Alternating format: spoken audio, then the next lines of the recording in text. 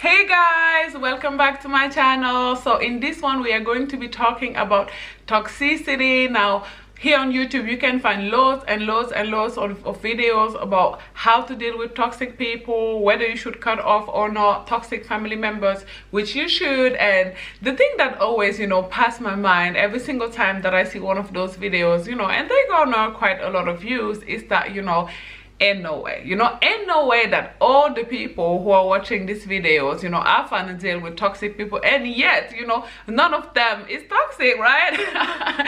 Ain't no way. Like, the math is just not mathing, because chances are, if you have a lot of toxic people around you, then chances are you are toxic. Now, I know, but we do attract what we are, you guys. Now, not in the sense of like, if you are a good person with a good personality, like you are going to attract, good people with good personalities, not in that literal sense. I think that, if you're a good person with a good personality, you're going to attract all type of people, right? If you're an attractive woman, it's not only attractive men that, are going to try to holler at you in the street, right? All type of, actually the dustiest, okay? The dustiest of dust mite is gonna try to approach you. But I feel like if you are in agreement, right, if you agree into getting into a relationship, a friendship, a situationship with someone, then you have more in common with them than you'd like to believe. Now in this video I'm going to share a couple of signs that can help you assess your level of toxicity. Obviously this is not the end all be all. I'm not saying that if you do this thing that you are toxic by fire by force. At the end of the day, what do I know? I am not a mental health professional. I'm not a therapist. I'm not a girl who I'm just a girl rather who healed and who is trying to help other people do the same. Now, are you inherently negative? Okay, are you someone who is always pessimistic? You never believe that things are gonna go right for you. You always, in every single situation, you always think that the worst outcome is what's gonna happen. You even project that onto other people, right? You always, think that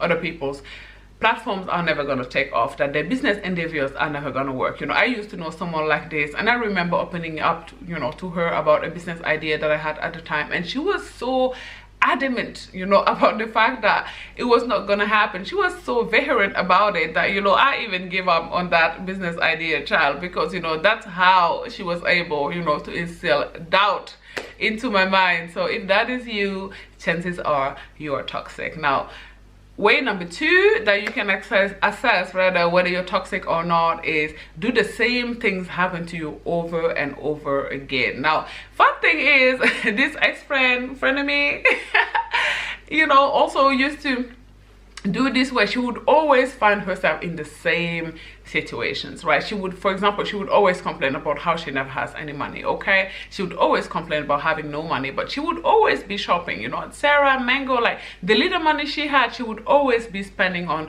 stuff that she don't need. Now, if that is you, if you always find yourself, in the same situation over and over again, chances are you like, being the victim, okay? Which, is reason number three anyways, do you like being the victim? Some people just like the victim mindset and mentality. They just enjoy the attention that they get from someone saying, oh, woe is you and poor you. They feel like life is happening to them. They feel like they are not in control of their own life. They do not understand that they get to take accountability, about their life, that they can change it if they want to. It just seems like, again, life is happening to them. Now, if you were able to recognize yourself in these three signs or symptoms, then do not shame yourself. I think that this is, I always say this, if you found yourself in this position, then most likely it is the result of poor parenting, of abuse or neglect, perhaps early neglect of some form,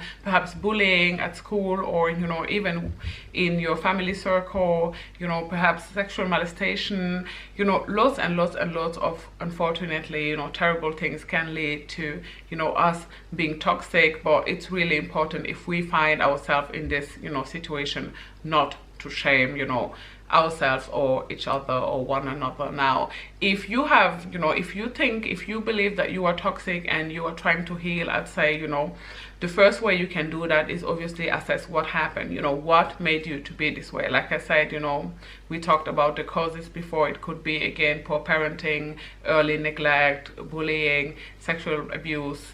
You know, realize and find the reason why you are this way, and you know, try to heal, try to talk to yourself about what happened, try, you know, explain to yourself how, you know, you're a victim, how you did not, you know, you didn't deserve whatever it is happened to you. And you know, perhaps it could be as well, I have noticed for many people, emotional neglect, like a parent not being into your life. It could be the mother, or more often than not the father wound. I would say that what really helped me with the father wound, and I'm going to record a video about that, is writing letters to my dad. Now I haven't given him the letters, and I'm not planning on to, quite frankly. I just, you know, burn them. But just being able to get out of my chest what it is I was feeling, you know, really helped me, like feeling better and feeling more whole and feeling, you know, less, you know, toxic and less negative. I'd say, you know, the third solution obviously is therapy. I feel like this being talked about a lot. I can recommend an app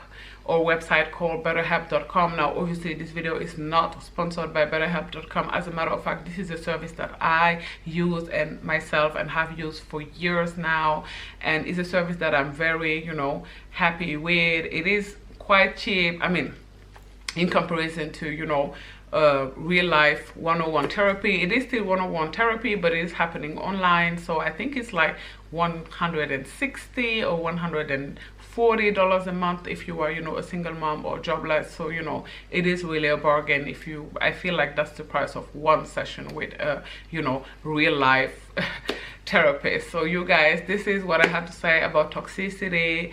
If you made it out to the end of this video, I am grateful and appreciative of you, and I will talk to you guys tomorrow. Bye guys.